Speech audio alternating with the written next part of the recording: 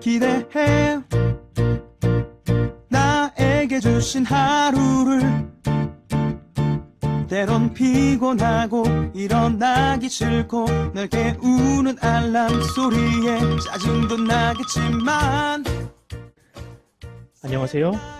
오늘도 부른 말씀 권순민 목사입니다.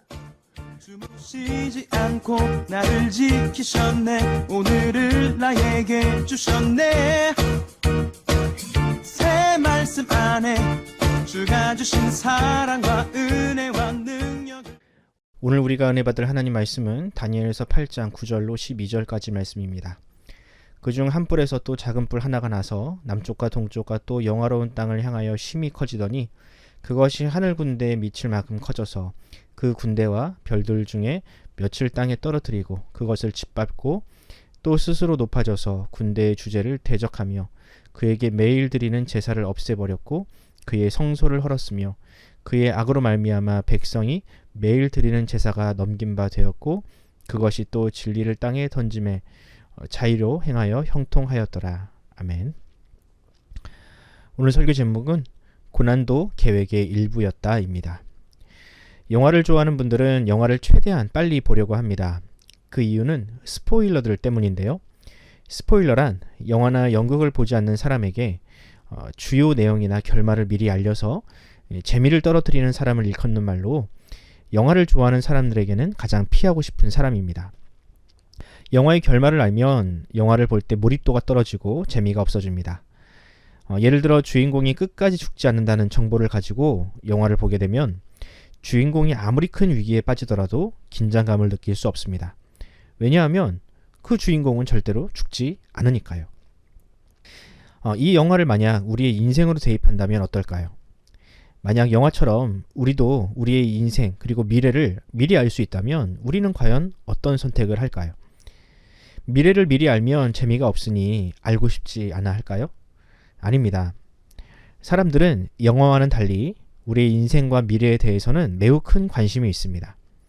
어떤 직장에 취직을 해서 어떤 배우자를 만나고 어떤 인생을 살다가 어떤 죽음을 맞이하는지 또 심지어는 죽음 이후에 자신이 가게 될 곳이 어떤 곳인지까지 사람은 알고 싶어 합니다. 누군가 이것을 알려주려 하는 사람이 있다면 그 사람에게 돈을 안겨주어서라도 그 정보를 얻으려 하죠. 그래야 인생에 어떤 위기가 오더라도 두려워하지 않을 수 있기 때문입니다. 이처럼 사람은 당장 오늘의 일도 알 수 없는 존재이기에 늘 두려움을 안고 살 수밖에 없습니다. 하지만 미래를 알면 이런 두려움을 극복할 수 있습니다. 오늘 본문에서 하나님은 다니엘에게 미래에 대한 환상을 보여주십니다. 과연 이 환상이 무엇을 의미하며 하나님은 왜 다니엘로 하여금 이런 환상을 보게 하셨는지 살펴보도록 하겠습니다. 다니엘서 8장은 7장과 같은 내용이라고 봐도 무방합니다. 굳이 같은 내용의 환상을 재차 다니엘에게 보여주신 것은 반드시 그 일이 일어날 것이라는 강조라고 봐도 무방할 것 같습니다. 다니엘서 7장과 8장에 나오는 환상은 바벨론 이후에 등장할 열강들과 하나님의 백성들을 향한 핍박에 대한 예언입니다. 이 환상이 의미하는 바를 간단하게 요약해드리면 이렇습니다. 먼저 3절에 나오는 두 뿔 가진 순양은 바벨론 다음에 등장하는 메디아와 페르시아를 의미합니다. 이 순양의 뿔 길이가 다른 것은 메디아라는 나라가 얼마 지나지 않아서 페르시아에 병합되기 때문입니다. 또 이후로 한 염소가 등장하는데 그 염소는 큰 뿔을 하나 가지고 있습니다. 이 염소가 뿔 2개 가진 순양을 이기는데요. 이 염소는 페르시아 이후로 등장하게 되는 헬라 제국이고 또 그 큰 뿔은 알렉산더 대왕을 의미합니다. 또 8절을 보면 그 염소의 큰 뿔이 부러지고 대신에 뿔 넷이 사방을 향해 자란다고 합니다. 이는 역사적으로 알렉산더 대왕 이후에 4명의 장수가 나라를 동서남북으로 나눠서 통치하는데 이런 방식으로 그 꿈이 실현되는 것이죠. 또 9절에 나오는 한 뿔에서 나오는 또 작은 뿔, 이것은 로마를 의미합니다. 이 뿔이 영화로운 땅을 침범하고 군대의 주제를 대적으로 돌리고 스스로 높아져서 진리를 땅에 던진다고 합니다. 이는 로마가 교회와 하나님의 백성들을 핍박하고 나중에는 스스로를 교황이라고 높이는 이가 나타나 하나님의 권위에 도전하는 것으로 우리는 해석할 수 있습니다.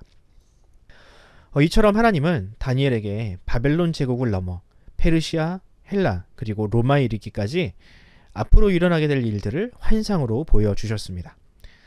그리고 그 환상을 기록하게 함으로 후대의 사람들에게도 알리도록 하셨죠. 그럼 이런 환상이 다니엘과 이후의 하나님의 백성들에게 과연 어떤 영향을 미쳤을까요?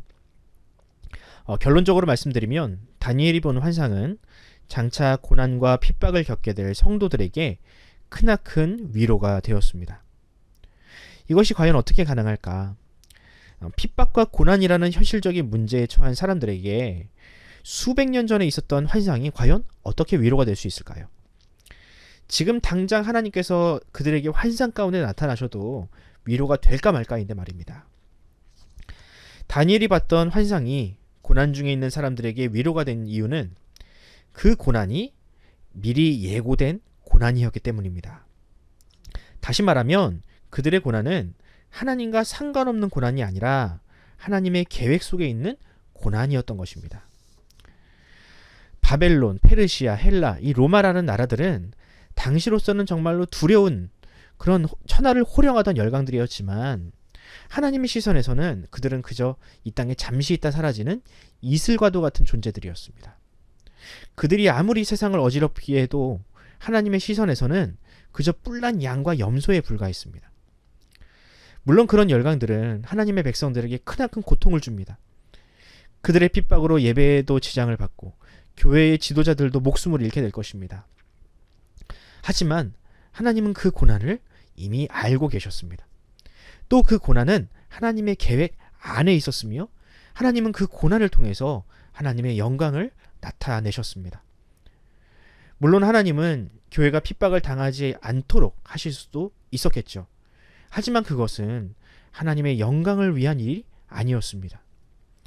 마치 예수님께서 이 땅에 오셔서 고난을 당하시고 십자가에서 죽임을 당하셔야만 하나님의 구원이 이 땅 가운데 성취되는 것처럼 교회와 하나님의 백성들의 고난을 통해서도 마찬가지로 하나님은 이 땅에 하나님의 뜻을 이루어 가신다는 거죠.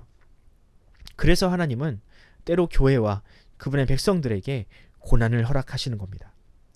그리고 그 고난 속에 있는 교회와 하나님의 백성을 구원하심으로 하나님의 영광을 이 땅 가운데 나타내십니다. 로마로부터 핍박을 당했던 이 초대교회 성도들은요, 이 믿음이 있었습니다. 그들은 다니엘이 보았던 그 환상을 통해서 고난을 이길 힘을 얻었습니다. 비록 자신들은 지금 고통 속에 있지만 하나님은 결코 실패하지 않으시고 반드시 승리하시며 이 땅에 하나님의 나라를 세우실 것을 그들은 믿었습니다. 오늘을 살아가는 우리의 믿음도 바로 그와 같아야 합니다. 하나님은 역사를 주관하시는 분임을 믿어야 합니다. 지금도 어떤 세력들이 일어나서 하나님을 대적하고 교회를 핍박하고 예배를 회방한다 하여도 그 모든 일들은 하나님의 계획 아래 있음을 믿어야 합니다. 하나님이 허락하지 않으시면 그 어떤 일도 이 땅에 일어날 수 없음을 믿어야 합니다. 중요한 것은 그런 상황에서도 우리가 하나님을 믿는 믿음을 잃지 않는 것입니다. 하나님은 언제나 자신의 백성들을 구원하시는 분이며 예배를 회복시키는 분임을 믿어야 합니다. 이런 믿음이 있다면 우리는 결단코 낙심하지 않을 수 있습니다. 설사 그가 일생 동안 그 고난에서 벗어나지 못한다 하여도 이 믿음이 있다면 그는 능히 그 고난을 이겨낼 수 있습니다. 왜냐하면 우리의 고난과 실패도 결국 하나님의 승리를 위한 계획 안에 있기 때문입니다. 그래서 사도 바울은 다음과 같이 고백합니다. 빌립보서 1장 20절로 21절입니다. 나의 간절한 기대와 소망을 따라 아무 일에든지 부끄러워하지 아니하고 지금도 전과 같이 온전히 담대하여 살든지 죽든지 내 몸에서 그리스도가 존귀하게 되게 하려 하나니 이는 내가 사는 것이 그리스도니 죽는 것도 유익함이라. 아멘. 그러므로 사랑하는 성도 여러분, 우리의 믿음을 하나님의 말씀 위에 굳게 세웁시다. 현재 나의 상황에 너무 함몰되어서 하나님을 의심하거나 그 말씀을 떠나지 않기를 바랍니다. 때로는 우리를 향한 하나님의 뜻이 고난일지라도 주께서 우리에게 반드시 그 고난을 이길 힘을 주실 것입니다. 그리고 주님은 반드시 그 뜻을 이 땅 가운데 이루어 가실 것입니다. 바라기는 역사를 주관하시는 하나님의 그 놀라운 계획이 오늘 우리의 삶을 통해서도 이루어지기를 간절히 소원합니다. 기도합시다. 사랑의 하나님, 하나님은 지금도 역사를 주관하시고 세상을 통치하시는 창조주이심을 믿습니다. 하지만 우리는 때로 현실의 문제와 고난 앞에서 그 믿음이 흔들리고 넘어질 때가 있습니다. 하나님의 섭리가 아니라 나의 눈앞에 있는 작은 문제들만 보고 하나님을 의심하려 할 때가 있습니다. 사랑의 주님, 그때마다 주의 성령께서 우리에게 하나님의 말씀을 믿는 믿음을 주시기를 원합니다. 다니엘서와 같이 장차 고난에 처하게 될 주의 백성들을 주께서 미리 위로하셨던 것처럼 주여 우리에게도 하나님의 위로를 허락하여 주시옵소서. 특히 우리 자녀들에게 그 믿음을 주시기를 원합니다. 오늘 시험을 보는 우리의 자녀들, 또 취업과 결혼을 준비하고 있는 우리 청년들, 그들에게 이 지혜를 주시고 이 만만치 않은 세상에 살면서도 그 믿음을 잃어버리지 않고 굳건히 지켜가게 하여 주시옵소서. 비틀거릴지언정 쓰러지지 않는 믿음을 그 인생들에게 허락하여 주옵소서. 감사드리며 우리 구주 예수 그리스도의 이름으로 기도합니다. 아멘. 사랑하는 성도 여러분, 이 새벽 기도할 때에 우리를 향한 주님의 뜻을 이루어달라고 기도합시다. 특별히 오늘 우리의 자녀들이 수능이라는 중요한 시험을 치릅니다. 광민서, 김민지, 박민지, 박예빈, 우재림, 이명선, 이현재, 이한빈, 주성, 주윤아, 주님께서 이들에게 힘을 주시고 이들의 인생을 주님께서 인도하여 달라고 우리가 함께 기도하면서 오늘 하루를 시작하도록 하겠습니다. 함께 기도합시다.